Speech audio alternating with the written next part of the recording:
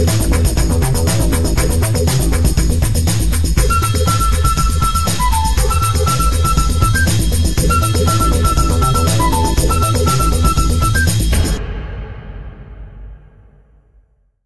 and welcome back to Quick and Healthy with Mr. G.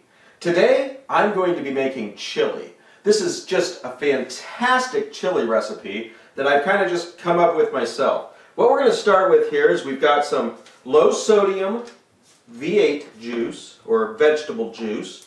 We've got some petite diced tomatoes. Actually, I've got 2 cans of those, and these are 28-ounce cans. We're going to be making a large pot of chili here, and this chili can be frozen really easily after it's cooked. Let it cool well, put it into either freezer bags or freezer containers and freeze it. So if you're saying, Mr. G, all this stuff you're making is like a huge amount of food, well, freeze it, and then you can have it later on. So like I said, low sodium V8, petite diced tomatoes. Right here I've got dark red kidney beans, I've got black beans with no salt added. In fact, all of these ingredients are going to be low sodium. I've got no salt added sweet corn, I have got no salt added pinto beans, and I've got organic garbanzo beans. Some spices here. We've got some ground cumin. Now ground cumin has a very pungent aroma and taste, and it's used in a lot of Mexican cooking. And I've also got some chili powder right here. You're going to need your cutting board and a sharp knife. I've got a large red onion, and here I've got assorted sweet peppers, orange, red, green peppers. Now, here's my favorite part. Right here in the front, we have got some orange habanero peppers and some jalapeno peppers. Now you're going to say, whoa, wait a minute here. I can't be eating these orange habaneros and these jalapeno peppers. They're way too hot for me. Well, we're not going to put these into the chili. I'm going to chop these up real fine as a garnish for on top of the chili for people that like it really spicy. So you don't have to cook the chili really spicy if you like it that way. Therefore, everybody can eat your chili. They don't have to worry about it being too hot for them. We've also got some grapeseed oil. Now, grapeseed oil is what I like to saute in. What we're going to start by doing is we're going to chop up the red, orange, and green peppers, and if you have yellow peppers, into about 1-inch cubes. We're also going to dice up the onion here. And in some earlier cooking shows that I did, you saw how I sliced and diced onions and peppers, so I'm going to spare you that during today's show. You're not going to have to sit there and watch me dice and slice tomatoes and peppers. So, I'm going to snap my fingers, and when I do, all of this will be prepared. Are we ready? 1, 2, okay! Everything's been prepared. I've got the peppers all chopped up, the onions all chopped up, and I did decide to very finely chop just one of the jalapeno peppers to give the chili some flavor. Now, there were a couple more things that I kind of forgot about, and one thing that I found in my refrigerator as I was preparing these vegetables. One thing is, you can add your favorite meat to the chili. You can add chunks of beef, you can add ground beef, but I don't eat meat, so I'm going to use a meal starter, which is a chunked meat product that's made of soy, and this is a sausage style, because I prefer a sausage flavor in mine. Now, you said, how much of the spices do you use? Well, I've got probably about 4 to 6 tablespoons of chili powder here, and about probably 1 to 2 tablespoons of the cumin, the ground cumin. Got all my cans open.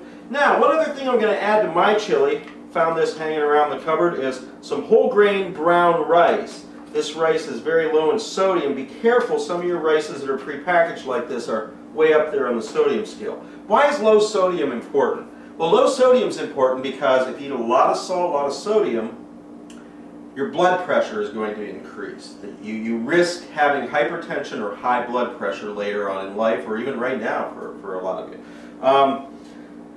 I also found some roasted garlic cloves, which I chopped up to large chunks of garlic.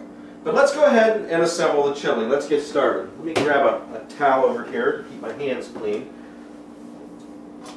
I'm going to go over here and I'm going to start my frying pan heating up.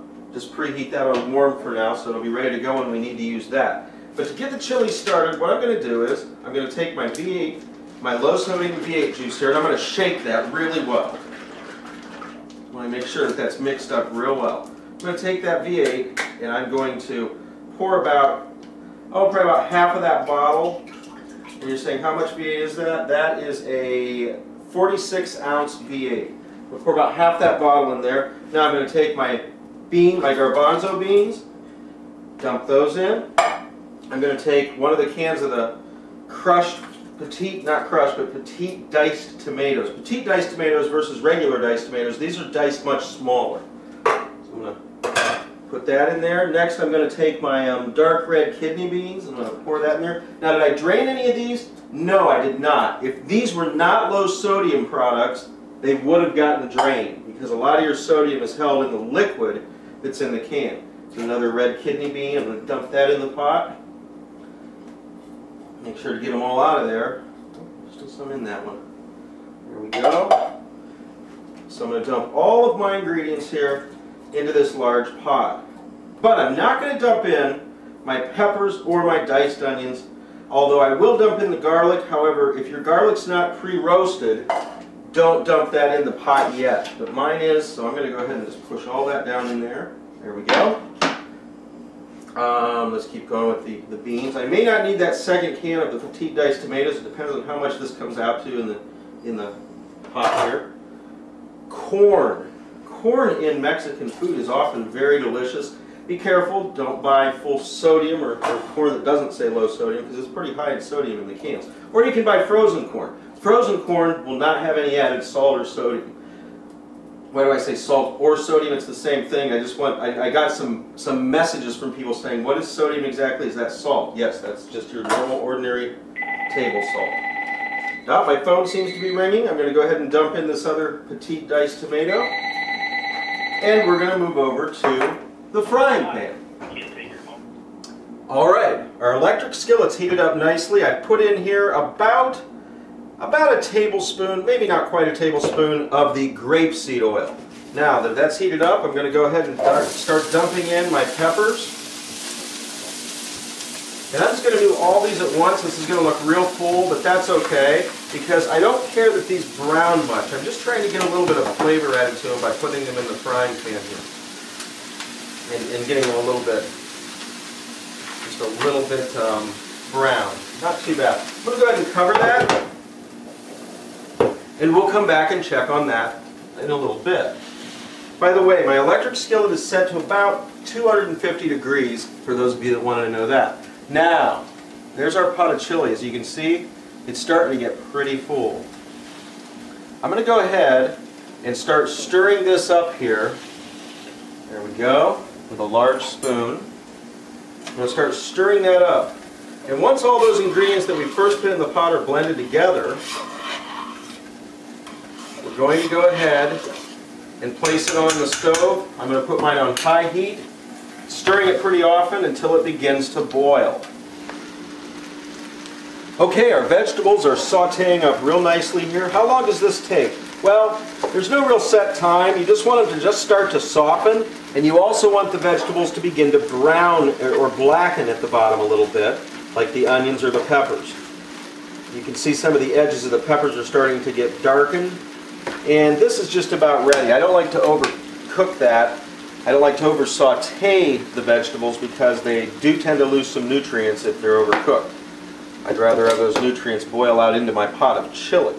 So, I'm just about ready to dump these into the pot of chili. I'm going to move you over to take a look at that.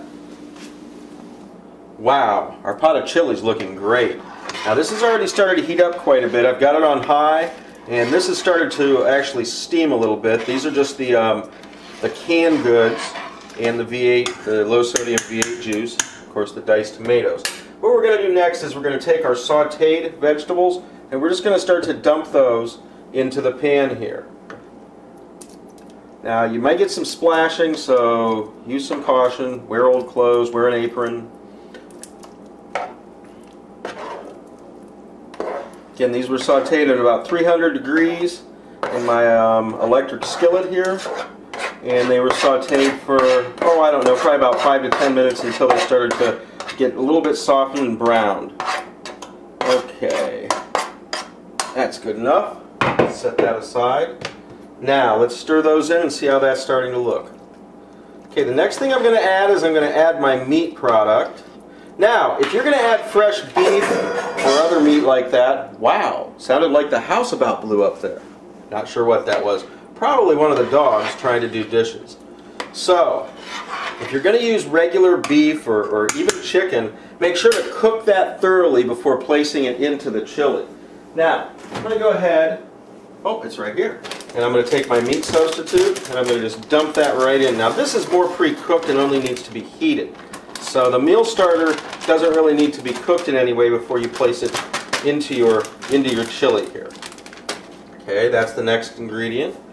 Now, I'm going to go ahead and put in the cumin and the chili powder. I'm going to dump that in. But that may not be enough. Again, that was about, probably 6 tablespoons of chili powder and about 2 tablespoons of cumin.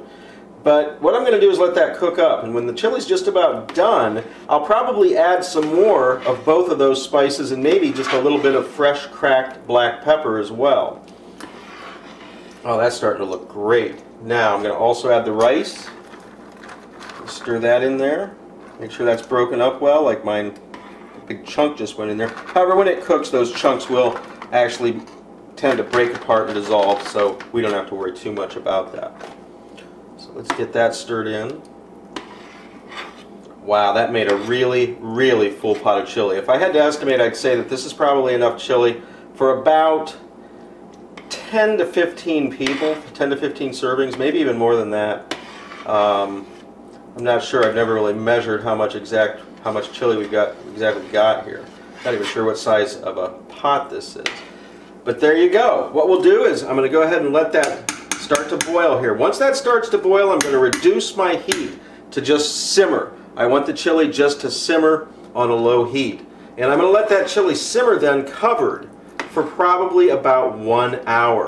Well, my chili's just about ready to simmer. Let me put the lid on it here. I'll bring us back over to the chili. When it's just about done cooking, we'll have a closer look at it. During the cooking time, you want to stir your chili up fairly often. You want to really dig down into that with a large spoon and keep it stirred well so that it doesn't stick to the bottom of the pan. If it sticks and boils too rapidly, then reduce your heat. I'll bring us back when that chili's about finished, and we'll go ahead and add some more spices at that time. I'm going to go ahead and clean up my mess, and I'll see you in a little bit. I thought I'd go ahead and show you that I'm preparing the habanero peppers here. What I do with these is I like to cut them into thin strips, like that, and then go ahead and cut those into really small pieces if possible. Be careful when cutting habanero peppers. The amount of capsaicin, which is what makes a pepper hot in the habanero peppers, is so high it can actually burn your skin. We're also going to garnish that with fat-free cheddar cheese and some fat-free sour cream. A lot of people like crackers in their chili. I prefer organic tortilla chips. These tortilla chips have only 4.5 grams of fat for 15 chips, and I'm probably only going to eat about 6 of those. Don't need very many chips broken up on top of your chili. So, this will be our garnish, and in a second here, we'll have the chili. It'll be finished, and you'll get to see it. I wish you could taste it. And there it is. It's finished cooking. It looks awesome. I did have to add some more chili powder. I added about 3 more tablespoons of chili powder to that. Boy, doesn't that look good. I'm going to show you how we garnish that in a bowl. Hey, my daughter came over, and she's going to garnish the chili. Go ahead, Carrie. She put some fat-free cheddar cheese on. She's going to put a nice dollop of fat-free sour cream. My phone seems to be ringing. She's putting some hot peppers all around the edges as a garnish. Ooh, doesn't that look good? Yeah, give me just a sprinkle there of fresh ground pepper. And there it is. Let me zoom in on that. Wow, doesn't that look great? It's going to taste great too. Well, thanks a lot, Carrie, for garnishing up that chili. Anything that you'd like to say? That's how you make my dad's vegetarian chili. I hope you guys come back for more of Quick and Healthy with Mr. G. Thanks. Oh, and I almost forgot. Hi, Eric.